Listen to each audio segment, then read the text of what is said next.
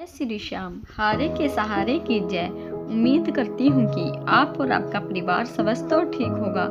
बाबा श्याम की कृपा से आप सदा तरक्की की ओर बढ़े और बाबा श्याम की कृपा पर सदा बने रहें। दोस्तों, आज हम बातें करेंगे कि पति और पत्नी को एक साथ भोजन करना चाहिए या नहीं। क्या मनुष्य को दूसरों का झूठा भोजन ग्रहण करना चाहिए या नहीं। इस विषय में शास्त्रों में बहुत महत्वपूर्ण बातें बताई गई है।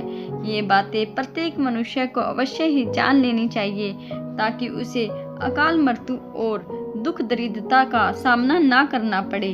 वैसे तो इस दुनिया में प्रत्येक जीव को अन्न की आवश्यकता है। अन्न से ही सभी को ऊर्जा प्राप्त होती है। शास्त्रों में मनुष्य के लिए भोजन के कुछ महत्वपूर्ण नियम बताए गए हैं। अगर नियमों का पालन किया जाए तो मनुष्य पर सदा ईश्वर की कृपा बनी रहती है।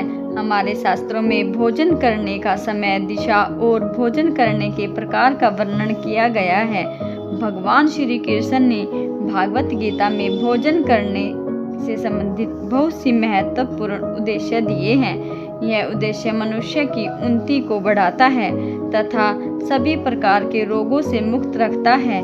जिस शरीर को भगवान ने प्रदान किया है तो उस शरीर को शुद्ध और स्वस्थ रखने के उपाय भी बताए हैं। जो मनुष्य भगवान श्री कृष्ण के द्वारा बताए गए नियमों का पालन करता है उसका शरीर हमेशा रोगों से दूर रहता है।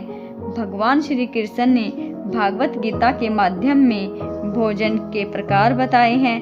किस प्रकार का भोजन करने से मनुष्य की प्रकृति क्रोधित और राक्षसी बनती है और किस प्रकार का भोजन करने से मनुष्य दूसरों के दिल पर राज करता है और विजय करने वाला बनता है।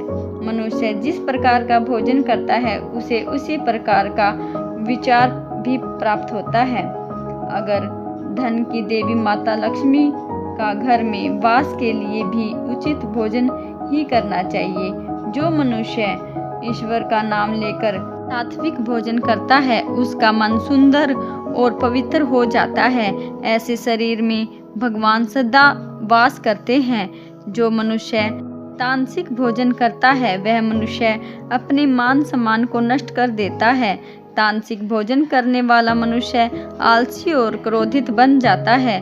दोस्तों, शास्त्रों में बताया गया है कि मनुष्य को किस दिशा में बैठकर भोजन ग्रहण करना चाहिए और भोजन करते समय उनका मुख कौन सी दिशा में होना चाहिए। भोजन शुरू करने से पहले उन्हें कौन सा मंत्र बोलना चाहिए और भोजन समाप्त होने के बाद उन्हें क्या करना चाहिए।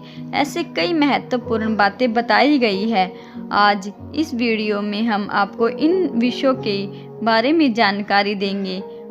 उससे पहले अगर आप श्याम बाबा के सच्चे भगत हैं तो कमेंट में जय श्री श्याम का जयकारा अवश्य लगाएं और हमारे चैनल पर पहली बार आए हैं तो चैनल को सब्सक्राइब करके घंटी को दबाना ना भूलें ताकि हमारे आने वाली वीडियो का नोटिफिकेशन आपको मिलता रहे। देखो, अगर भोजन करते समय घर के सभी सदस्य सही दिशा का ध्यान रखते हैं तो घर में खाता है और दुख दरिद्रता दूर हो जाती है और घर में माता लक्ष्मी का भी वास होता है। इसके साथ ही घर में सभी सदस्यों का स्वास्थ्य भी ठीक रहता है। दोस्तों, विष्णु पुराण के अनुसार भोजन शुरू करने से पहले थोड़ा सा अन्न भूमि पर रखना चाहिए कि देवता, पशु, पक्षी, भूत प्रेत उन सभी को अन्न की प्राप्ति हो सके।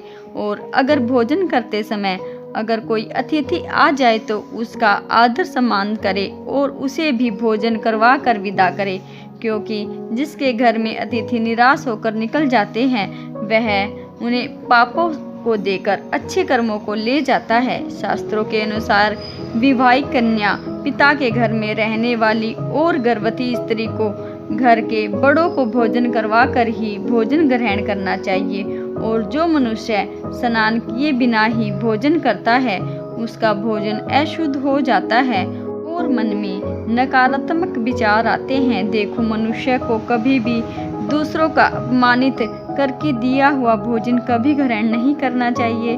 मनुष्य को हमेशा प्रथम मीठा, फिर लवण तथा खट्टा, अंत में तीखा पदार्थों का सेवन करना चाहिए।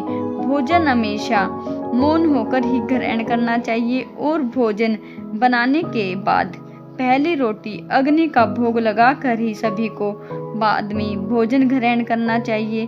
मनुष्य के सभी पाप और दोष नष्ट हो जाते हैं ऐसा करने से, और भगवान की कृपा से आपको जीवन में कभी भी अन्न की कमी नहीं होती।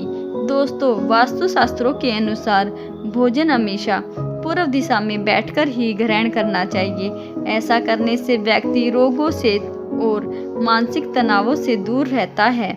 अगर घर में कोई बीमार व्यक्ति है तो उसे अवश्य ही ध्यान में रखकर पूर्व दिशा में मुख करके भोजन ग्रहण करना चाहिए। और हमें हमेशा इस बात का भी ध्यान रखना चाहिए कि हमें कभी भी टूटे फूटे बर्तनों में भोजन नहीं करना चाहिए।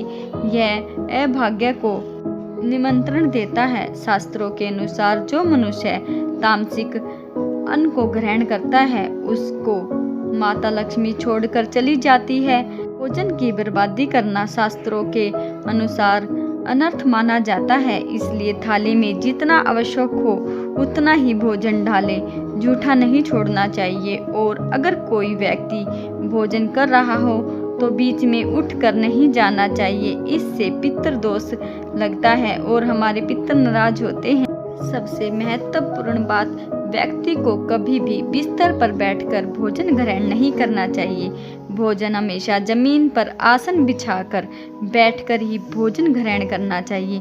अगर कोई व्यक्ति भोजन पर पैर रखकर मतलब अलांग कर गया है तो उस भोजन को कभी नहीं करना चाहिए।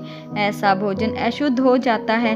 वह भोजन पशुओं को खिला देना चाहिए। हमें कभी भी भोजन छीन कर नहीं खाना चाहिए। दूसरों का भोजन खाने से हमारे अन्न देवता नाराज हो जाते हैं। हमें जीवन में आगे जाके अन्न की कमी देखनी पड़ सकती है।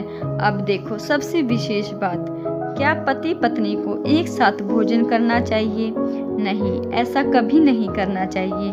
पति पत्नी को कभी भी एक साथ भोजन नहीं करना चाहिए। ऐसा करने से पति की मृत्यु पत्नी से पहले हो जाती है और पति अकाल मृत्यु को प्राप्त होता है। शास्त्रों के अनुसार पत्नी को पति के भोजन करने के बाद ही भोजन करना चाहिए। और अगर पति घर से बाहर है, विदेश में रहता है या बाहर रहता है तो स्त्री को पति का ध्यान करके ही भोजन करना चाहिए। इससे पति की लंबी आयु होती है और स्त्री सदा सुहागिनी रहती है। अगर आपको वीडियो में दी गई जानकारी अच्छी लगी तो वीडियो को लाइक कीजिए और चैनल को सब्सक्राइब कीजिए और कमेंट में जय श्री श्याम अवश्य लिखिए। जय श्री श्याम, हारे के सहारे की जय।